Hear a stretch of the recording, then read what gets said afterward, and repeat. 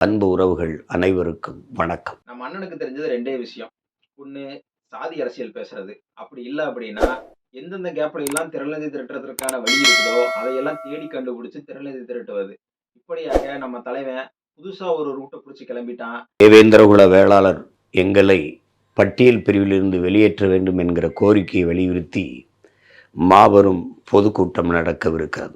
நாம் தமிழர் கட்சியினுடைய உழவர் பாசறை நடத்துகிற மலை ஏறி மாடு மேய்க்கும் போராட்டம். தடைகளை மீறி மாடு மேய்க்கிற போராட்டம்.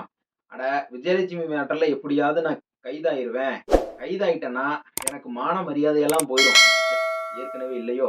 சரி இல்லைனாலும் பரவால்ல.